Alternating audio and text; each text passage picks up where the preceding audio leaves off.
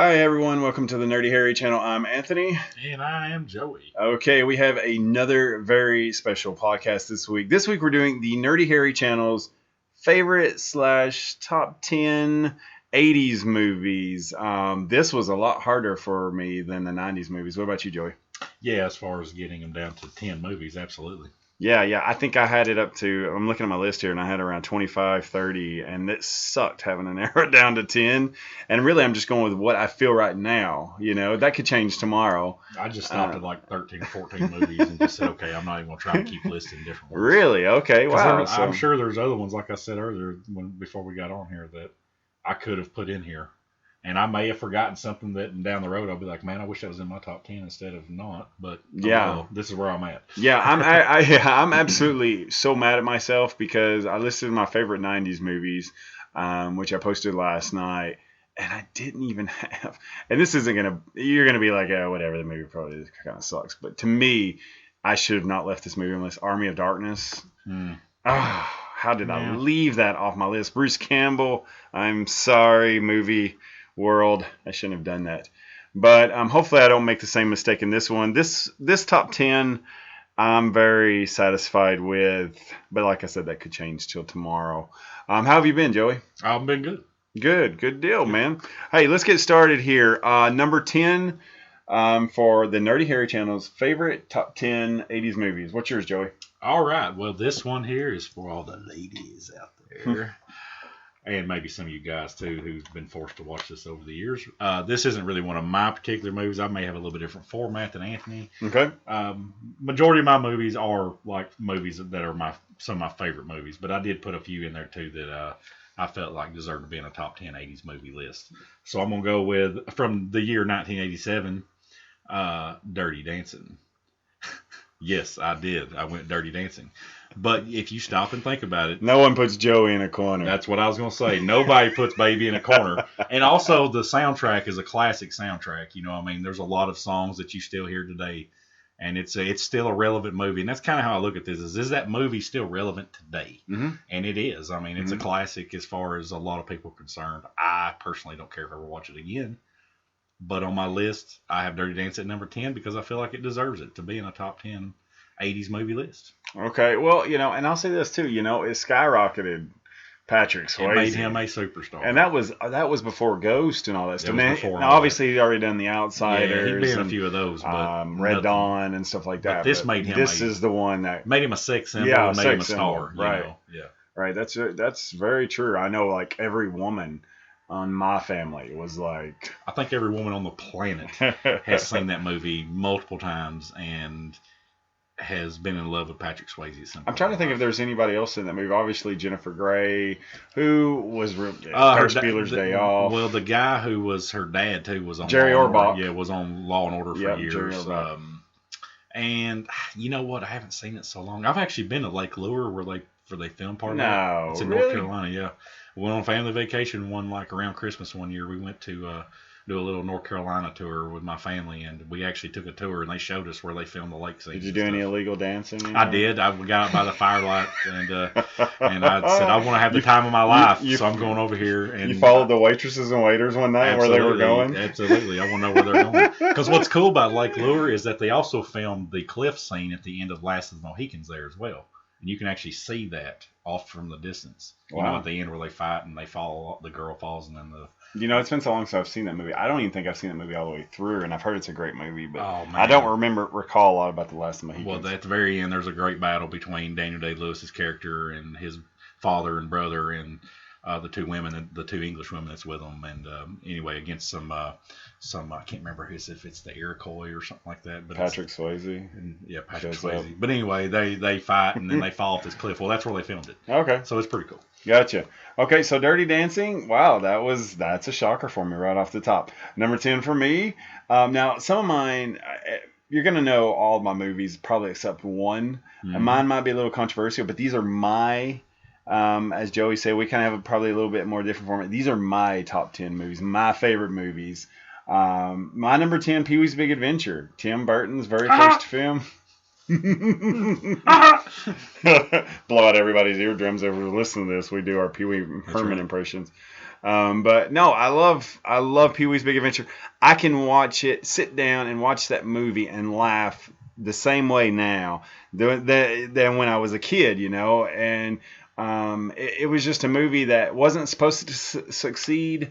It was a stupid character, and it turned into like this $1 million guy. I mean, Paul Rubens made this guy like a household name, Pee Wee. And I love Pee Wee's Playhouse. And of course, you look at all the talented people that came from that was Phil Hartman, Lawrence Fishburne, who came from Pee Wee's Playhouse as well, played Cowboy Curtis. But just Pee Wee's Big Adventure, that was, if you watch that movie, you see Tim Burton, the beginning Tim Burton. And if you listen to the music, the Danny Elfman kind of music, it's that Beetlejuice music, that creepiness. And so Pee Wee's Big Adventure, number 10 for me. There we go. Let's move on to the list. Number 9. Joey, what do you have? All right, number 9 I have from 1985. This movie doesn't really make a lot of sense. And I'd compare it to sort of like its name. It doesn't really make sense either. The name of the movie doesn't. And it's probably because it's about a bunch of kids who just don't make sense themselves. And that is The Breakfast Club. Okay, yeah. I mean, that's a quintessential 80s movie. And it's probably it's not a movie I'd sit down and watch all the time, anytime, but I still enjoy watching it occasionally when I see it on. And if you really think about it, the movie doesn't make that much sense. It's just like, okay, so they're in detention on Saturday morning and they're dealing with all their crap, but that's really what he was trying to do. It's a social thing on I read the kids of that day. Yeah, I was reading a really good book that I got from the library here in Putnam County a couple months ago, 2 months ago, I think. It's a John Hughes book, and it talks about how he got all those movies started, like Breakfast Club and I believe 16 Candles. I think he did 16 Candles. Yeah, that's yeah, and so Pretty in Pink. Yeah. Yep. So some of these won't be on our list probably, but we're gonna go ahead and give them a shout out. Yeah, shout out for the Molly Ringwald movies. Yeah, but the Brat Pack. The Brat Pack. The reason The Breakfast Club is a good movie, and I know most people, I'll probably get killed for saying this, but to me, it's not a great movie.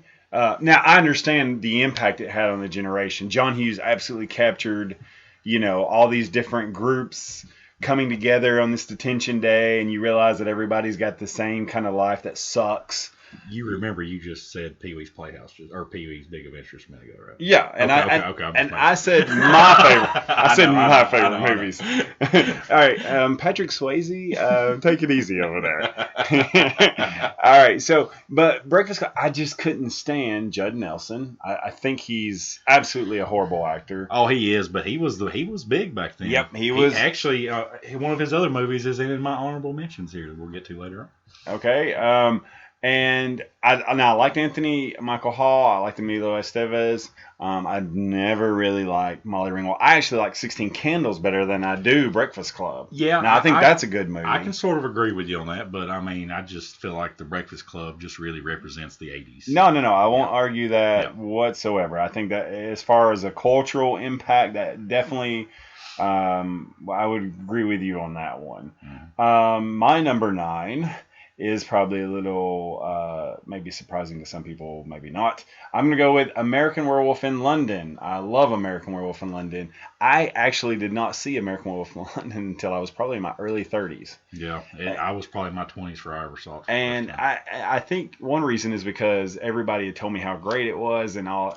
It was considered one of the greatest horror movies. Like special effects were amazing. Yeah, I mean Rick Baker looked like he went from a man to a wolf. That transformation to this day, nobody has captured. No. That kind of transformation. Not even the remake. No. What is it? The Wolfman. Yeah. The Wolfman. Nobody has captured that transformation the way Rick Baker did in American Werewolf in London. And it was wild because I believe it was John Landis that did American Werewolf in London. And he wasn't known for horror. He had done National Lampoon's Animal House. I think he did Blues Brothers as well.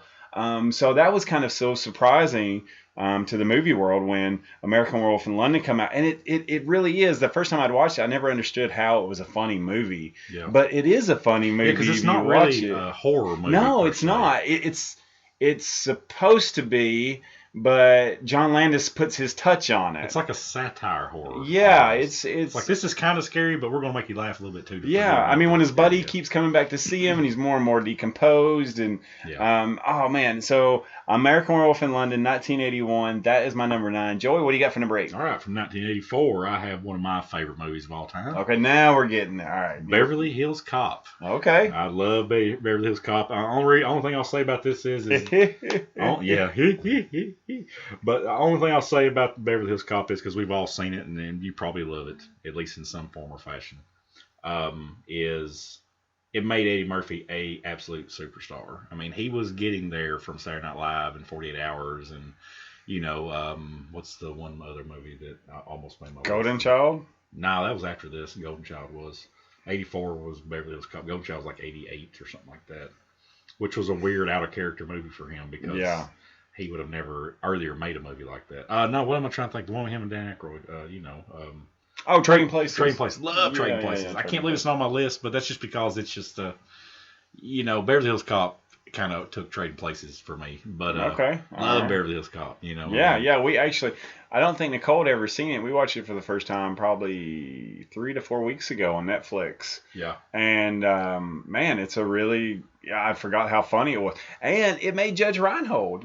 I mean, yes. Reinhold kind of come out of nowhere after Beverly Hills Cop. Fast Times at Ridgemont High. Yeah, Fast Times was really that. He was just the stoner friend. Yeah. And then he did that, and he did Vice Versa with Fred Savage. I actually seen that in theater. That's weird. That was a flashback. Wasn't that after 84 though? Vice Versa was like late 80s. Yeah, that's what I mean. Like, but it kind of skyrocketed him because he was kind of the comedy goofy guy in 48. I'm not 48 Hours, but in Beverly Hills Cop. Yeah. And I'm trying to think if anybody else was in Beverly Hills Cop. It's not ringing. Well, the other guy was actually a fairly well-known actor at the time too. The other partner. Yeah, it's something that probably our age group doesn't remember, but I think he was in several movies in like the 70s. But he was always like a character actor, just like he is in Beverly Hills Cop.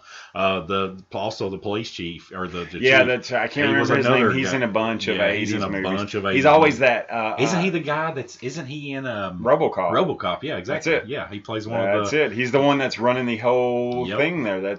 Yep, that's right.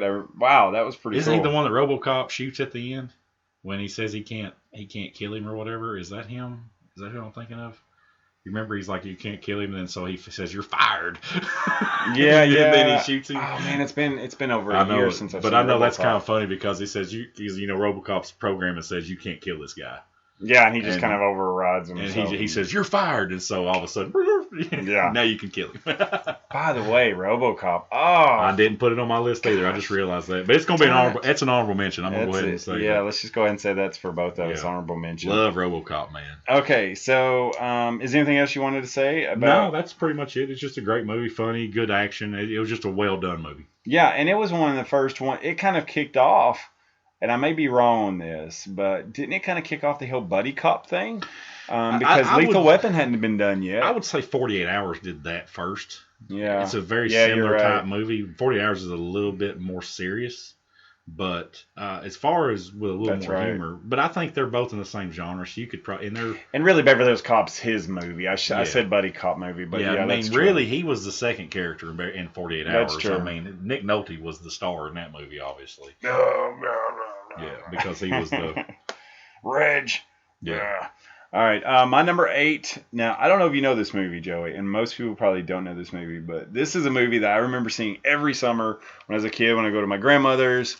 It's got the quintessential 1980s actors. It's Whitewater Summer. I've heard of it. I think I've actually seen it. But Sean Astin, Kevin Bacon, that's all you need to know. I mean, the 80s guys right there, other than maybe the Coreys, but it's, like I said, you people that are probably listening have not probably seen this movie, but it's just one of those nostalgia movies for me that it's not the greatest story in the world, But I just thought it was a cool movie that it had some of my favorite actors at the time as a kid. I just thought Kevin Bacon was the coolest. Sean Astin, anything he did in the 80s was awesome to me.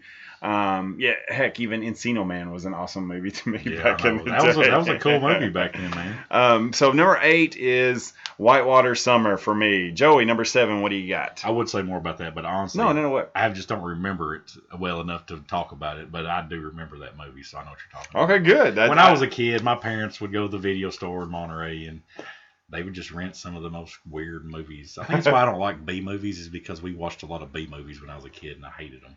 I was like, what is this? I mean, even when I was a little kid, I had a palate for good movies. You know what I mean? And I knew what a bad movie was. I'm serious. I mean, I really mean that. Because they still today, if you listen, I know they don't listen to this, but they still don't know what good movies are. Anyway, number 7 from 1986, and this is one of you guys' probably favorite movies. I believe it's one of the best movies of the decade. Is Ferris Bueller's Day Off. And I've got it at number 7. I read a thing the other day. Of course, we know the story of Ferris. John Hughes movie, by the way. John Hughes movie. Another one. He was huge in the 80s. Yeah. He was the director and writer in the 80s. Oh, absolutely. But he, everybody knows the story. Ferris going to take a day off. He drags these friends into it. He's sick. His sister's trying to cover for him. Cameron was Egypt. But now, I've heard a cool theory about this, and it made me rethink it. And I actually want to go back and rewatch this movie. I just watched it 2 weeks ago. Was Ferris even a real person? Or was he just an imaginary friend of Cameron? Was he like in Cameron's head the whole time? Because he's always with him. You went Fight Club on me. No. I didn't do this. I read this, and then I thought, you know what? That kind of makes sense. I know that's not what they meant, but it'd be cool to go back now with that perspective and watch it again and just see, well, you never know. Filmmakers like to make those little bitty tongue-in-cheek, things.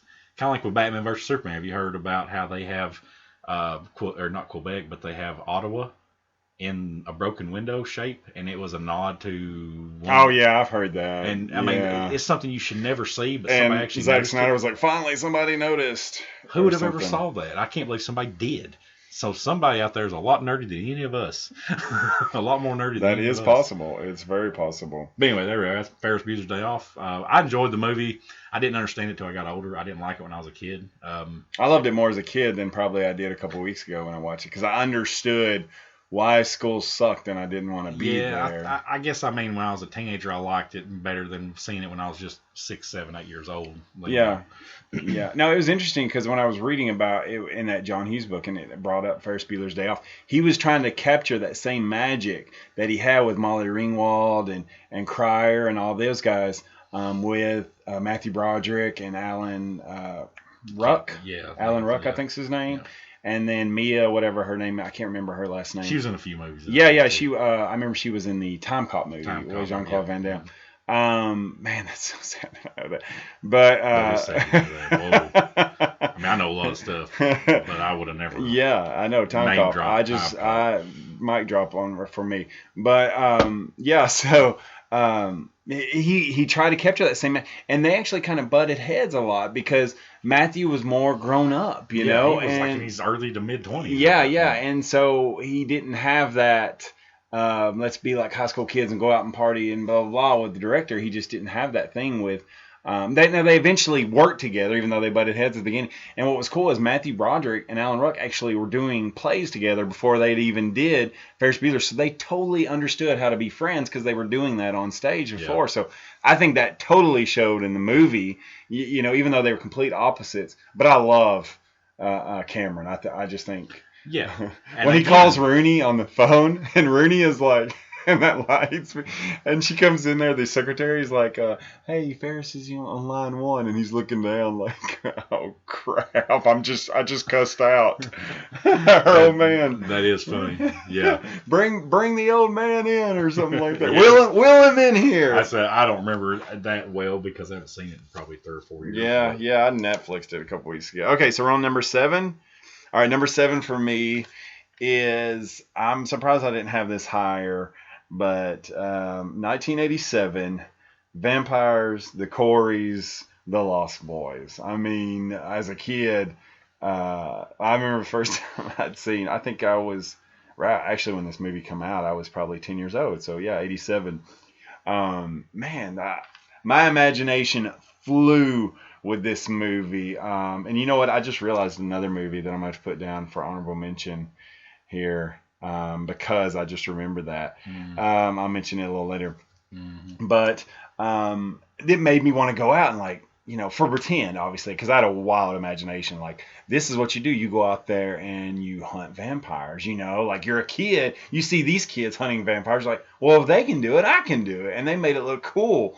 And what was so awesome is there's a lot of people in this movie. We've got Bill from Bill and Ted's, Kiefer Sutherland, Jamie Gertz, Jason Patric, the Coreys, Diane Wiest, who's the mom from Footloose, the Oscar winner Diane Wiest. Yeah. What's the dad's, not the dad's name, but the guy who's trying to hit on Diane Wiest. He was in a bunch of movies from the 80s as well. Hughes, I think. I'm not a fan of The Lost Boys, so I don't remember. I Well, haven't seen that movie in 25 that's years. true. It doesn't compete with Dirty Dancing. Exactly. It doesn't compete. No, seriously, we had this conversation. I'm not a huge scary movie, horror movie fan. And it's not really. And we're still friends, everybody. That's the odd thing. We're still friends, even though he doesn't like scary movies. But The Lost Boys, to me, was just one of those movies that it was just a cool vampire movie. And so that is my number 7. Let's see. We're going to go with number 6 now. Do you want me to go on to number 6? No, I'll do number 6. Okay, number 6. From the year 1982. Classic Steven Spielberg movie. I wrote down here, it's one of his best probably, and it's one of those that, just like he used to do in his early days, just made you watch in wonderment almost, and that was E.T. Yeah. E.T. was a really cool movie. First movie I ever seen in theater, I believe, was that. I think it was E.T. What year was that? 82, so it could have been. I was 5 years old, so yeah, I think we did a class trip to see E.T. I mean, that's rare. Sorry, I was looking from my phone. We actually did a class trip to see E.T., so that goes to show how big that movie was. Yeah, it was a huge movie, and you got, a lot of big people were in that movie, really, as far as actors, except for Drew Barrymore. But she wasn't anybody. She was like 8 or something at that time. But they did a really good job with E.T. himself, the alien, as far as the special effects go. I think Jim Henson did that, I believe. Really? I didn't know. I believe that's who did the alien, was Jim Henson, and because it was a puppet. For the most part. You just ruined it. He was slightly. I know he wasn't really real. Also, another cool little tidbit about that, they, to get product placement, all movies, and they've been doing it forever. Reese's Pieces. But you know how that came about? Mm-mm. They actually asked M&M's to do it, and M&M's said, "We don't want to be in a movie like that. We don't want that to be on the ground and watch some little alien eat our stuff." Dope. Well, Reese's was like, "Hey, we got this new candy that we're trying to sell. Why don't you use this? We'll let you do it." I wanted Reese's after I saw the movie. And so that's how Reese's Pieces really got famous. Yeah. Was because of E.T. And it was one of my favorite snacks as a kid because you saw E.T. you see in the movie. You saw E.T. get it, So they were having a hard time selling them, and they said, "Hey, we have something like that. It's a bite-sized handheld candy, Yeah. Wow, interesting. Yeah. I love E.T. Favorite part in E.T. I can name mine instantly. What can you remember what your favorite part is? Mine's really simple. I'll go ahead and throw mine out there. I kind of like the closet scene where he's in the there's two really. There's a closet scene where he's hiding when he's first there and they're trying to hide him, and when he's got the little hat on. Yeah, he's like and then also like when they dress him like a ghost and they go trick or treat. When he sees Yoda is the best part. That is a good part too. Yeah. That is. I know this guy. That's a little tie-in, It's like, I know this guy. I've seen him, and it's like, oh, Yoda is out there. That's my favorite part in the entire movie. Excellent choice there. Okay, so number 6, I'm going the exact opposite direction of E.T. I'm going with The Naked Gun. Oh, yeah. Was Leslie Nielsen, Ed Kennedy, Priscilla Presley, the Zucker brothers. To me, that's a movie to this day. I don't care. Leave out Nordberg, man. Just because he's in prison for not killing his wife. The glove did not fit, Joey. I know. But I have to admit that he's probably one of the better parts of the movie in some ways. It's hilarious. He's got a lot of funny parts. We're talking about O.J. Simpson. O.J. Simpson, you don't know what we're talking about. But man, that movie. Brilliant. Yeah. I mean, it's probably one of the perfect comedies of all time. That It doesn't matter how many times you watch it. It's- And you can wait 20 years and you can wait 2 days or a week and watch it again and go, gosh, I missed that. Relevant. Yeah, man. And there's a lot in it. Priscilla Presley's in it Yep. too. She was in all of them actually. One of my favorite scenes because she wasn't supposed to do something like that. She was Elvis's freaking wife, for goodness sake. She's doing a comedy. And how do you cast Priscilla Presley in that scene? I don't know. And when she's never really been an actress before either. Yeah, I know. I mean, it's like, okay. And she nailed it, man. I mean, like, she totally nailed it. And, sorry if this offends, but, I mean, when she's climbing the ladder and he goes, oh, nice beaver. And she hands down the stuffed beaver. That's brilliant. It's brilliant comedy, man, and I love it. And that's what makes those movies so funny, She's like, I just had his stuff. I know there's movies from this earlier, like Airplane and stuff like that, but it's not like the Naked Gun. No, the Naked Gun is just... They were like the test run for the Naked Gun. Yeah, absolutely. With that type of humor. When, because I'm going to go off Naked Gun here for a second, but I love when he gets out of the car and he gets out and he puts it in drive, and as he's going down, the airbag comes out and he rolls out of the way, starts shooting at it, catches on fire, and he goes, anybody get the tags on that? Anybody get the tags on that? I love it, man. That's I wish that was on my list, but I'm kind of glad you put it on yours. Only Leslie Nielsen. Yeah. Only Leslie Nielsen. Okay, number 5. We're in top 5. He was such a serious actor in earlier in his I know. career, He never did anything like that, and he did Airplane and freaking the Naked Gun movies and the Vampire. He did the Mel Brooks. Yep. Crap, I can't remember what it's called. But anyways, go ahead. Leslie. God rest his soul. Rest in peace, Leslie. All right, number 5. Another one here. I got another 1986 movie on my list.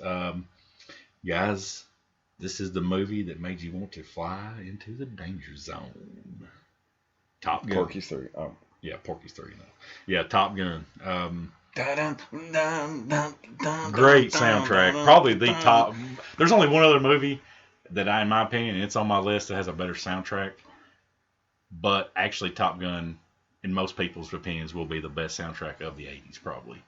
As far as just the music. What do you think is top soundtrack of the 80s? I'm not going to get to it. Okay, you're going to get to it. Because I'm going to throw mine out there because mine's an honorable mention. I'm going to say Footloose. Footloose is pretty good. Footloose is of course, we're all talking about the same guy here, at least in these two movies, I mean, you're talking about, well, I can't, I just had a brain, just freeze there for a second. Who does all those movies? Who does all those songs? Kenny Loggins. Kenny Loggins, there we go. Yeah. The quintessential 80s soundtrack guy. If you wanted a good song in your soundtrack for the movie, you called Kenny Loggins. Off the top of my head, Caddyshack, Top Gun, Over the Top, Footloose. I mean, that's 4, man. That's 4 big 80s movies. Maybe not Over the Top. There might be a couple, but Caddyshack, Top Gun, and Footloose alone, I mean... But, he may not have done much more than that. But those movies just... How many people would kill to have one famous song of all time? Yeah. Yeah, I mean, you hear that and right there. That soundtrack was really, really huge, man. Yes, it was. And, and also I wrote down, too, it also wanted to make you flip off some Russians in inverted dive. Yeah. We were inverted. Because she's like, how'd you get that? He's like, well, we were inverted. She's like, and you're the one. And he's like, yes, ma'am. And I actually had a lot of famous people in that movie. Yes, it did. Let's see. Tom Skerritt, or Tim Robbins, Anthony Edwards. Who's the other guy? Tom Cruise. Yeah, that's right. Yeah, Tom Cruise. And of course, Val Kilmer, obviously. Iceman. Goose was Anthony Edwards. But Merlin was the cop from Walker, Texas Ranger. Yes, he was. So he had a pretty decent career on TV. Yep. And Michael Ironside. Yeah, Michael Ironside. Forgot about Michael Ironside. And what's her name that played him? Kelly McGillis. In the 80s, she was big. I mean, she got nominated for an Oscar. That's the only movie I thought she was pretty in. Like, I don't mean that disrespectful. Okay, but, because, like, in the movie Witness with Harrison Ford, I was like... That's when she got nominated for an Oscar for. I was like, yeah. She's a great actress. Unbelievable great actress, because she did a movie with Jodie Foster where actually I think Jodie won the Oscar when she got gang raped by those dudes. The trial movie. When she won her first Oscar. Yeah, and Kelly's I mean, like an amazing actress, but like in Top Gun, I was like, oh my gosh, man. Sorry about the noise, but man, in Top Gun, she was really pretty, and she's an awesome actress. So like, I was like, But even back when I was younger, I was like, couldn't they have gotten somebody better to be like Tom Cruise's? Poor Tom having to stand on a crate, probably just to the kiss whole her. point was him to be a younger guy with an older woman, I think. Yeah, And but she's amazing in that movie because she kind of doesn't let him overact her. You know, I mean, she holds her own with him. That's why I think she did such a great job. She did so good that even though she's like a whole lot older now, obviously she's probably 60s, 60 at least. I would think. If and when they do Top Gun 2, which they're supposed to, okay, the sequel's in works right now. I wouldn't mind if they brought her back as his wife. I mean, I really wouldn't, just because that was his woman, you know. he wheels her out like right. Tom Steele off Jack from Jack Reacher. Yeah. He comes out, here, let me push her over here. At least let her be dead and have some pictures around the house of her. You know, I mean, at the very least. By the way, Jack Reacher 2, it looks awesome. I can't wait. I'm gonna go to the theater and watch How does he keep getting better, man? I mean, because he's Tom freaking Cruise, man, and he just gets better with age. He's like a fine wine.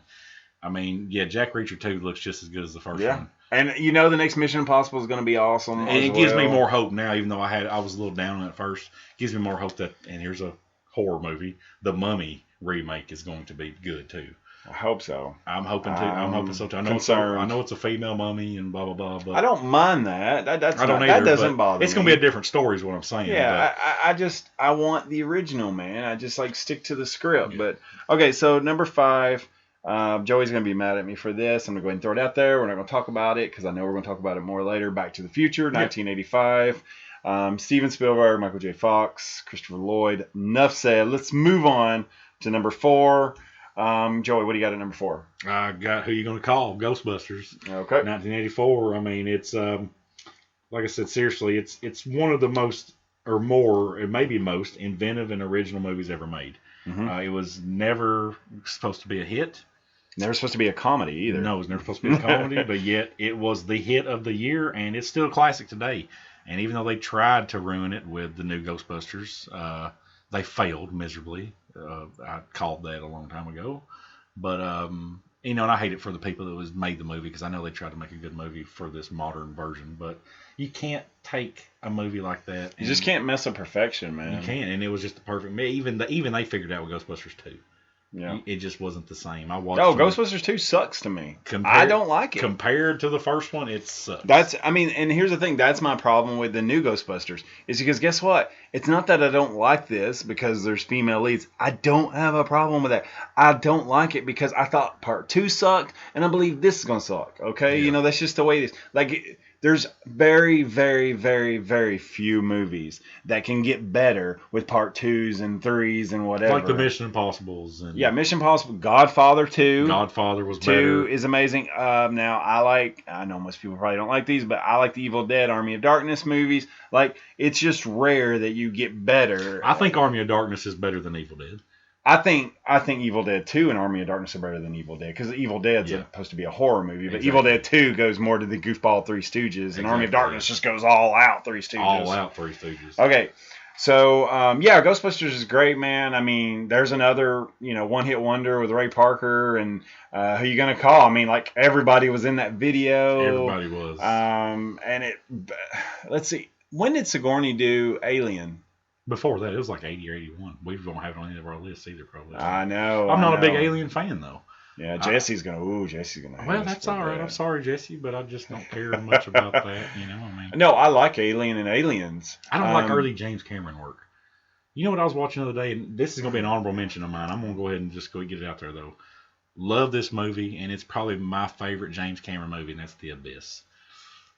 That was a really good movie with Ed Harris and what's her name that played Maid Marian and all that. I mean, what is her name? I can't think of it. I always want to call her Jean Leanne and Margulies, but it's not her. She just looks like her. Mary. Her name is Mary something. Poppins? No. Mary Poppins. Mary something. It's like a 3 name. But anyway, you all know who we're talking about if you've seen it. But yeah, I love The Abyss. I love the idea. I love how they introduced the aliens right at the very end, Yeah. How they're Abyss peaceful was an and they're awesome just wanting movie. to save the. Of course, that's him making another political statement, about saving the Earth and stuff, just like Avatar and everything else. Forget the Earth. But I mean, hey, no, I don't blame it though. I like the subtlety of it though. I mean, that's like this. Ed Harris is awesome in that movie, man. Yes, he was. Ed Harris can play any character, whether it's a lead, supporting. I don't care. Ed Harris is just awesome. So number 4, I'm gonna go a little off the grid here, but I love Rambo: First Blood Part 1. Good movie. I think you want to talk about a political statement in the movie. I mean, people are, when you hear Rambo, you think Rambo 2 and the whole the little knife, and Rambo 3, how much it sucked. Okay, look, 3 really sucked, and 2 was okay. Watch Rambo First Blood Part 1. It's a legitimately good action movie, and it's got a message behind it that, like at the end, I know when he's kind of crying to Colonel Troutman, and he's basically saying, I come back here, I get spit on by people, and I mean, this guy he's a vet, man. This is what they were going through, like baby killer and all this stuff. I love that Stallone nailed it, man. Stallone, people say what he wants, what they want, but he's a great actor to me, because I love the Rocky movies. I love, like I said, I love Rambo First Blood Part 1.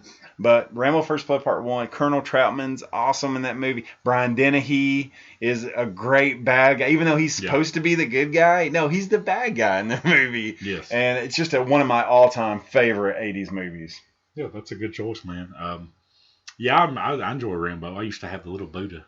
Yeah, the little green. I got the Rambo with the compass. Yeah, with the compass. I got that. I remember I used to love that, wearing that little Buddha around my neck. Yeah, it's awesome, man. Thought I'd run around with my shirt off back when I could run around with my shirt off. And now neither one of us can run around with our shirt off. We don't run around with shirt off anymore. But trust me, until you go to Cancun, as a guy, you realize you're really out of shape. When you get to Cancun. That's why when I get to Cancun, and you may not have done this, but I would just get intoxicated and I wouldn't care. When we went to Cancun for our honeymoon last year, it was like, and I tried to get in shape before. I was like, well, we're going to be on the beach and yada, yada. And it was kind of pointless because I was like, forget it. I'm never going to see these people again. Exactly. And then when I got out there, I was like, oh, my gosh, I'm out of shape. All right, so let's continue on with number 3. What do you got for number 3? All right, I got from 1981, one of my all-time favorite movies. Most of my all-time favorite movies come from this decade. Raiders of the Lost Ark. I was wondering where that was going to be on your list. Raiders of the Lost Ark. Gave Harrison Ford his second iconic role, and showed some of Spielberg and George Lucas's best work, in my opinion. It's the best Indiana Jones movie by far. And also, I mean, Lucas is involved as well, right? Yeah, he wrote it. I mean, it's his character. I mean, he just had Spielberg direct it, but he produces it and wrote all of them. Right. It's his creation. A lot of people don't realize that. I didn't realize he wrote all of them. Yep, they're all him. I guess so. He's going to be selling those to Disney soon. He did. Disney owns. Oh my gosh! Yeah, you didn't realize that. Yeah, it's a Lucasfilm property. Why don't they just cast Chris Pratt? I don't know.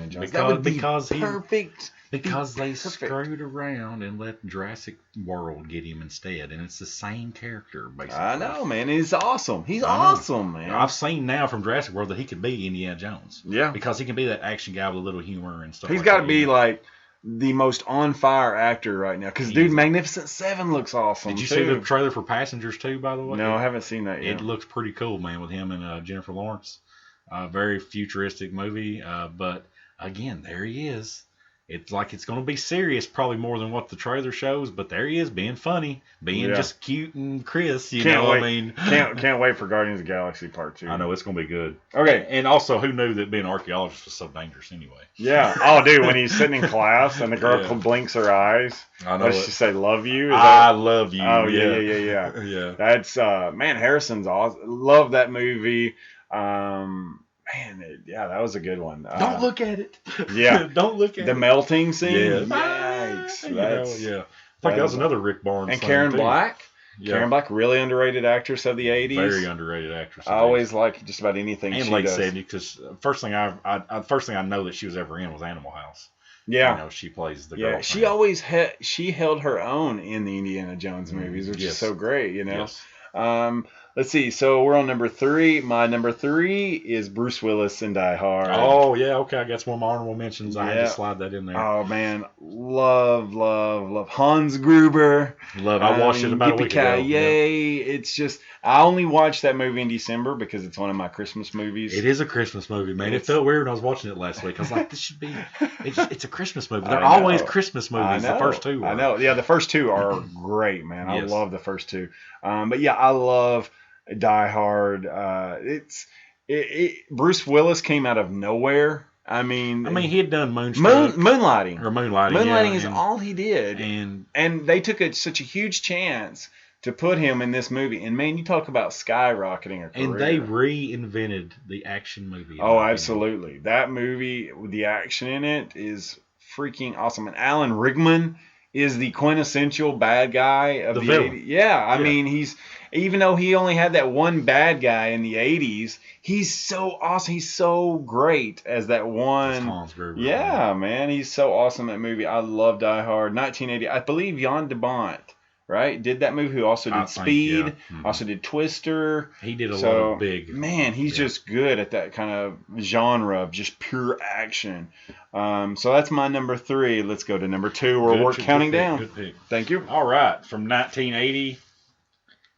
All right, I was conflicted when I got to these two. Here we go. Okay, but that being said, I thought about it, and I'll explain. Well, I won't have to explain, but number 2 is The Empire Strikes Back. Okay, I was wondering where. It's top of the list for me, baby. Okay. It's a top 3 movie for me all time anyway. Okay. Like I said, I mean, like I put down here, I could go on for hours about it, but I'll just say this: it is the best Star Wars movie. Period. It always will be, in my opinion. Period. And plus, and guys, if you've never seen it, here's a spoiler alert. Here's your chance. You've never seen it, you shouldn't be listening to this podcast. If you've never seen it, just turn it off now. Turn this off and never listen to it. You don't get to hear number 1. All right. You're fired. You're not worthy to listen to this show. Vader is Luke's father. Really? Yeah. There's not been many twists in any movie ever that. Yeah. Obviously, it's so minuscule now, but man, back then, people going to the theater and watching that were like, no, that's Sixth Sense right there. That was the Sixth Sense back then. That's Sixth Sense, exactly. No one knew that was coming. Yeah. And they're like, what? The villain is the hero's father? Yeah. What? Back then, they didn't understand the whole Star Wars saga anyway, because it was still fresh and new. But now, when you put it all together, you think, oh, well, that kind of makes sense. Yeah, okay, I can see that now. Yeah. But yeah, back then, that had to have been just crazy. And how many movies that influenced, how many actors and actresses, directors that influenced, writers. Lucas hid it from everybody. Mm-hmm. Only person that knew it was him, a few people on the set, and James Earl Jones. Because you got to remember, he was always dubbed over. And the English guy who played Darth Vader in the suit, said something totally different to Luke. Like, I killed your father or something like that. And he goes, no. But Lucas the whole time didn't want the cast to know. And Mark Hamill has been quoted as saying, I didn't even know it myself until I went to the premiere and I saw the final cut. Wow. And I heard that, and even I was in shock. Like, what? They made Vader my father? I can't believe. And he's like, George, is this real? Yes, it's real. I just didn't. That's genius, man. It's genius. Genius. Wow. Great selection. Okay, so I went. As always, I went in a completely different direction. Number 2 for him is Porky's. Number 2, no, Porky's 2. There were some political issues they were dealing with in Porky's 2. No, number 2 for me. How this didn't make number 1. It's so tough because 1 and 2 are such a toss-up, but these are truly will never change of my top 80s movies of all time. But number 2 is The Karate Kid. I'm speaking for me personally. I had bullies, so I completely understood where that come from, and that in being intimidated, scared, just kind of staying away from people, or staying away from your bully, And so I completely related to that story, being different, feeling different, and I just love he wins. I mean, the crane kick. Yeah. And wax on, wax off. I mean, so many cultural Pat Morita was great too. Pat Morita was. Mr. Miyagi. How did he not win a Best Supporting Actor for that movie? I don't know. I'd like to know who won that year. He's playing somebody totally out of character for him. He's not really from there. Yeah. He talked just like we do. No, he was what's his name from Happy Days. Yeah, exactly. I can't remember what his name is on Happy Days, but yeah. I can't either. But Karate Kid to me was, and Ralph Macchio, huge fan of Ralph. He was 45 years old back then and playing an 18-year or 16-year-old kid. Not really, but Ralph Macchio is only like 52 right now. Yeah, I know. He was in his mid 20s. Yeah, he was like Michael J. Fox and all them. I mean, and who was we talking about earlier? Sean Astin? No, not Sean Astin. No, he was young. Kiefer Sutherland? No, from Ferris Bueller's Day Off. Gosh. Matthew Broderick. Yeah, we do these too late sometimes. Matthew Broderick. Yeah. I've had a bad day, guys, so just bear with me. My brain's not firing all cylinders tonight. But so he's playing just a lot younger character. I love the Karate Kid. Put him in a body bag. Yeah. I mean, that is like to this day, man, I love that line. Let's see, there's Johnny. I mean, Johnny, when he's like, sweep the leg, the senseis. And he's got to go up there as one of the best bad guys of the 80s yeah, as he's well. Pretty good. Man. He's pretty, the Cobras, man. The Cobra Kai, Cobra Kai. And Elizabeth Shue. That was her big star, too, I believe. Swing! She was big in the, yeah. Number 2, without a doubt, the Karate Kid. Love Karate Kid. I know right now, like, Jesse and Eric. So like, hey, they don't have this movie in there, and this movie, and this movie, because they're going to be in our honorable mentions. I know. Yeah, and they're going to be so mad. At least some of them are, but it's tough. You guys do it. You guys, you're not perfect. We are, and we got it. We nailed this. Except for one movie, guys. We've had different movies. I think everything, right? Yeah. You and I look, and that's why this absolutely is fun, because you and I have, as far as taste is concerned, we're exact opposites probably in most cases. And that's what makes it so fun. But so for me, I mean, for Pete's sake, you said Empire Strikes Back, I said Karate Kid. Yeah. I mean, that's how. Karate Kid's on my honorable mention. But they're both great movies. They're both great movies. Great 80s movies. The 80s were just like the music. They had a lot of one-hit wonders, man. I know. They were great. So good. Okay, so number 2 was the Karate Kid for me. Number 1 for Joey. This is yours. Go for it, Joey. Oh, it's Back to the Future. I mean, we already knew that. I mean, and this is why. It's the perfect script. It's the perfect cast. Biff is one of those great 80s villains that everybody knows if you say Biff. He's right there with Johnny. Yes, he is. It was fun. It was a fun, creative story and characters. And it has a freaking DeLorean as the time machine, man. Name me, you can't name many cars cooler than the DeLorean time machine. You really can't. No. There might be a couple that some people, like the Ghostbusters car or Knight Rider or the General Lee, something like that.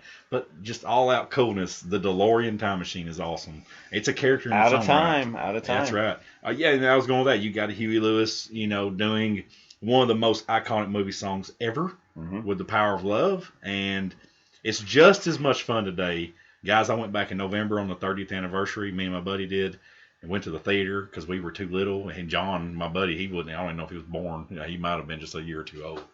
I didn't get to see Back to the Future in the theater. I got to see part 1 and 2. I never saw 3 in the theater. I wasn't old enough. My parents didn't take me to see Back to the Future in 1985, And I was only like 5 years old. So we went in November when they re-released it, went to the theater. It was so much fun to go watch that movie on the big screen. Yeah. I still remember. The thing I most remember from part 1 was when he sees Doc gets killed at the end for the second time. Yes. Oh, spoiler alert, by the way. Yeah. But when he's like, no, like that always stands out to me in the theater. I remember seeing because he's about to do it again. Yeah, he hears himself say it. Yeah, exactly. That's when it's the one pound mall. Yeah, exactly. That's true. That's true.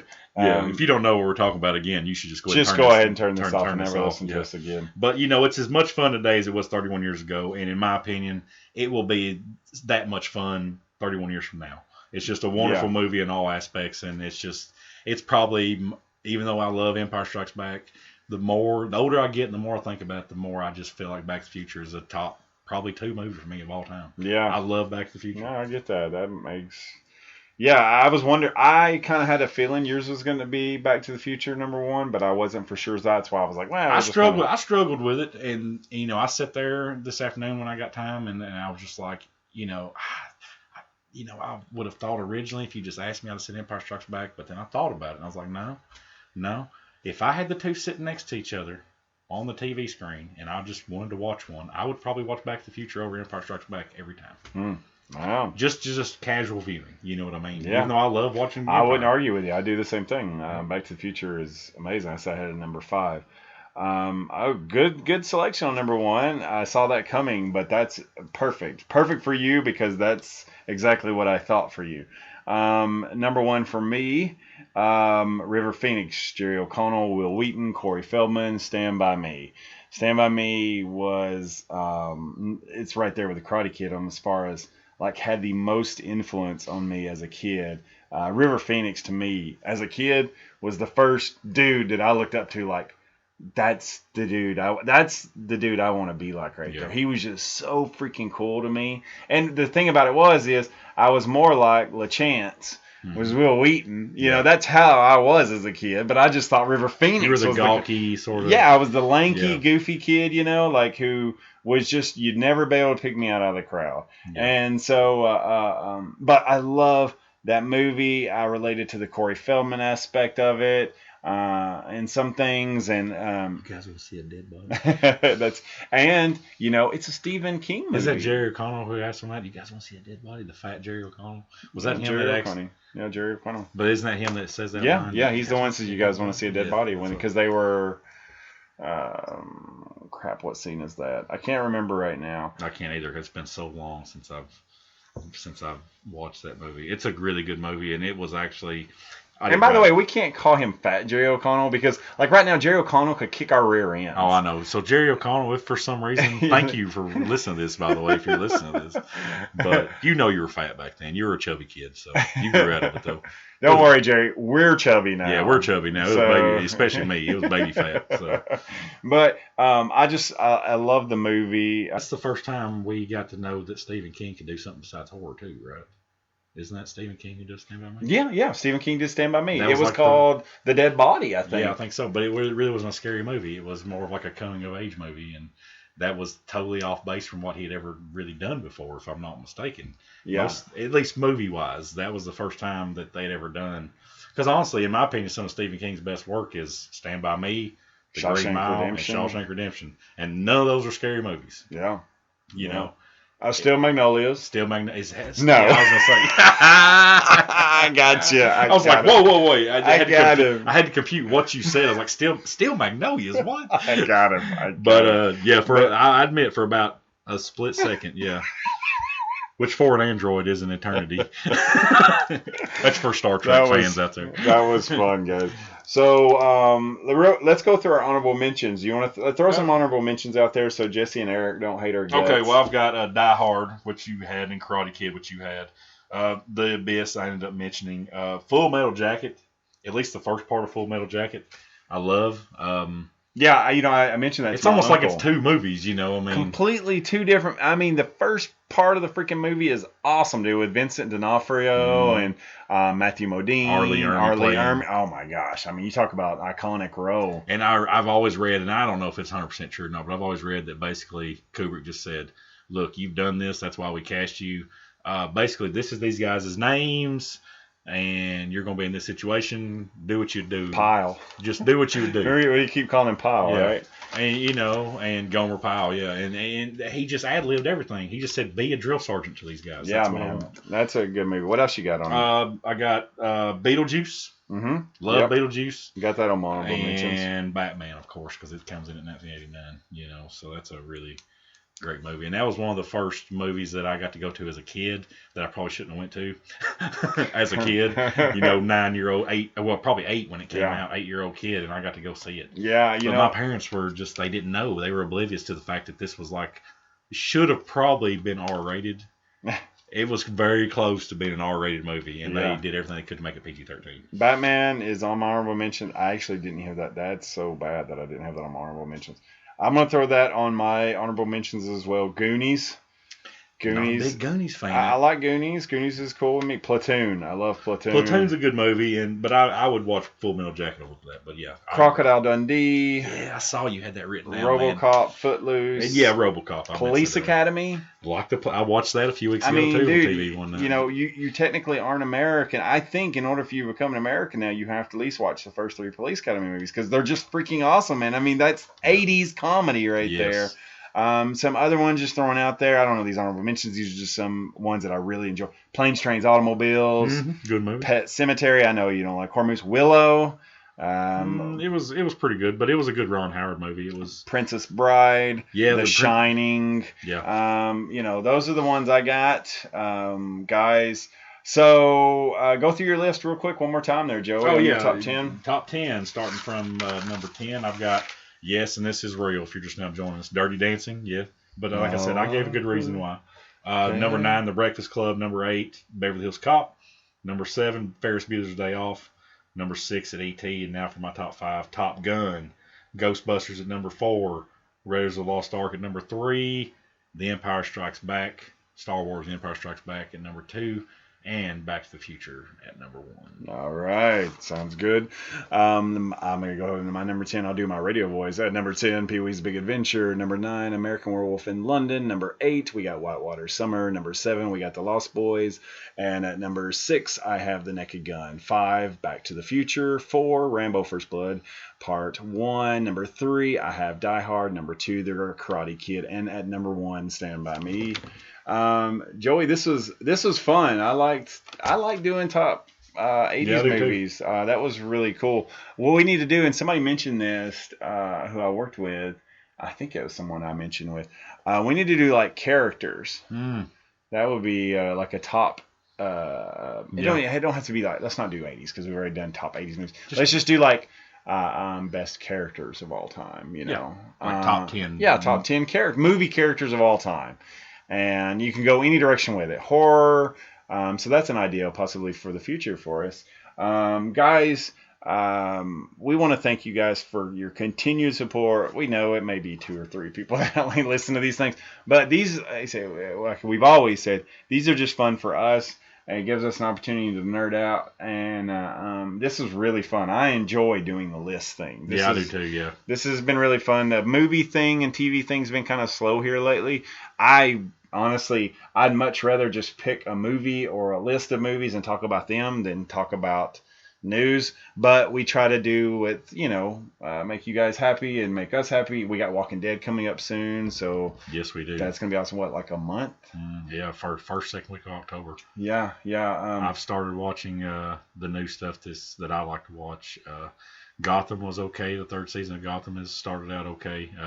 Like I was explaining to Anthony earlier, it's every season, especially last season, was probably it's been the best Gotham season to date. It's only been 2 up until now, but it was a lot better than season 1. I have high hopes for season 3 too. It just starts out they have to reestablish everyone again because it's been like a long time since it's been on. 4, 5 months. But and then I watched Agents of S.H.I.E.L.D. last night. I love Agents of S.H.I.E.L.D. And yes, if you're aware that Ghost Rider is on there this season. It looks good. I mean, for a TV show, it looks pretty good. I mean, it's hard to make Ghost Rider look right. And he was on there for quite a bit of time. He probably got 5 minutes of screen time. That probably cost them $1 million to do 5 minutes of screen time for Ghost Rider, as far as the special effects required. I'm sure they got the money at Disney. They do now, yeah. Yeah. But, so anyway, there's your update on, the stuff that I like to watch and you might like to watch too, or at least pick up on. Yeah. I don't really watch. Now, we haven't done football like we said we have, but honestly, it's just we've both been, it's better we just don't talk about it this week.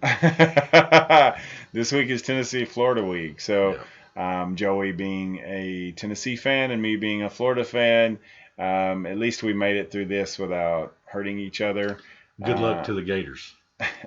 I'm being serious. Good luck to them. Well, thank you. I appreciate that. I am concerned in this game. I think this is a game that most Vol fans, when they say, we're probably going to lose. No, this is the one you have the best shot of winning. I know you guys have looked very pedestrian Yeah. against Ohio and Appalachian State, but I also feel that we are very pedestrian. Yeah, and now you're starting quarterbacks out too for a little while. Exactly right. Yeah, I mean, it's like I talked to one of my friends who's a Tennessee fan too, because most people live in Tennessee are, and no, I have to admit there's a lot of Alabama fans. I was going to say, I don't know if that theory is completely supported, but he asked me what I thought, and I was like, I'll just give you my honest opinion real quick. I don't know what to think. I have no reason to have any high expectations because for 11 years Florida has beat us. So until we can beat Florida, how am I supposed to feel?